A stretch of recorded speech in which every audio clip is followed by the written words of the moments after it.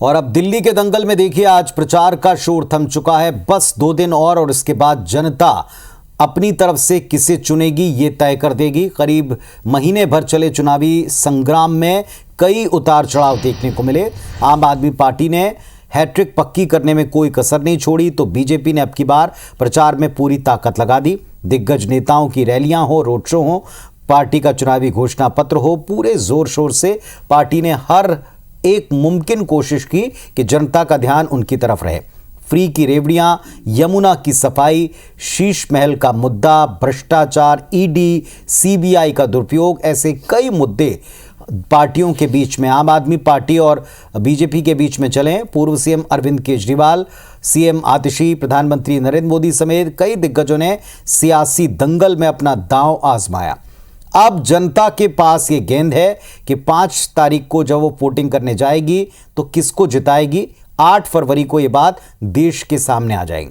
आपको समझाते हैं कि दिल्ली के चुनावी दंगल में किसने कितनी रैलियां की, यानी प्रचार में कितना दम लगाया।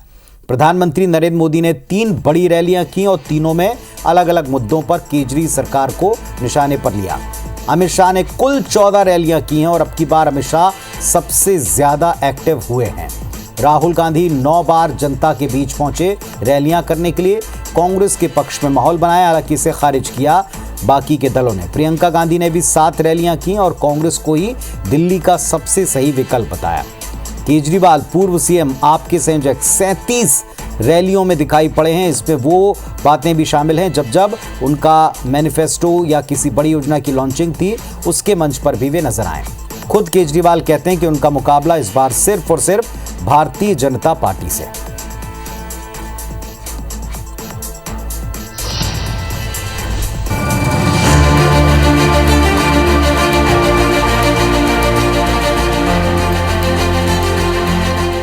दिल्ली विधानसभा चुनाव की जंग अंतिम पड़ाव पर है। प्रचार का शोर थमने से पहले बीजेपी, कांग्रेस और आम आदमी पार्टी ने रैलियों और रोड शो के जरिए हवा का रुख अपनी ओर मोड़ने का पूरा प्रयास किया।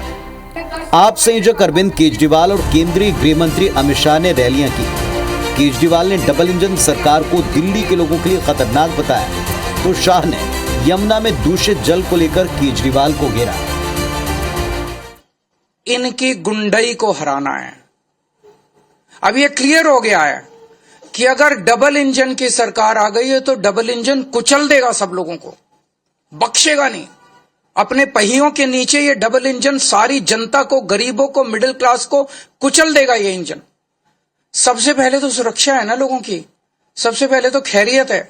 इन्होंने कहा था, केजरीवाल जी ने कहा था कि हम यमुना जी के पानी में डुबकी लगाऊंगा, डुबकी। उन्होंने तो नहीं लगाई। भाजपा के कार्यकर्ताओं ने उनके कटआउट को डुबकी लगा दी। जंगपुरा सीट से आप प्रत्याशी और पूर्व डिप्टी सीएम मनीष सिसोदिया ने भी रोड शो किया। स्मृति ईरानी ने दिल्ली के सियासी दंगल के आखिरी दिन में एंट्री मारी। स्मृति ईरानी ने बीजेपी प्रत्याशियों के पक्ष में रोड शो किया। देखिए, उनको आरोप लगाने दीजिए। बीजेपी के आरोपों से जनता थोड़ी प्रभावित होती है। जनता सच जानती है। बीजेपी पिछले कुछ दिनों से केवल और केवल गुंडागिरी के जरिए चुनाव जीतना चाहती है, क्योंकि बीजेपी को पता चल गया है कि वो चुनाव हार चुकी है। मैं इतना ही कहना चाहूंगी, दिल्ली की जनता मोदी की गारंटी पर विश्वास कर कमल का बटन जरूर दबाएगी और दिल्ली में भारतीय जनता पार्टी जीत का परचम लहराएगी। चुनाव प्रचार के अंतिम दिन सियासी ड्रामा भी दिखा। राज्यसभा सांसद स्वाति मालीवाल ने पूर्वांचल की महिलाओं के एक समूह के साथ यमुना नदी से जल इकट्ठा किया और अरविंद केजरीवाल के आवास पहुंचे, जहां प्रदर्शन और नारेबाजी की। यमुना नदी को नाला बनाने के आरोप नेताओं ने लगाए। कुछ देर चले ड्रामे के बाद पुलिस ने स्वाति मालीवाल को हिरासत में ले लिया। करीब महीने भर चला दिल्ली का चुनावी घमासान प्रचार के तौर पर थम चुका है। बारी अब जनता की है, जो 5 फरवरी को वोट करेगी और 8 फरवरी को सामने आएगा कि कौन दिल्ली में सरकार बना रहा है। Bureau report, IBC 24।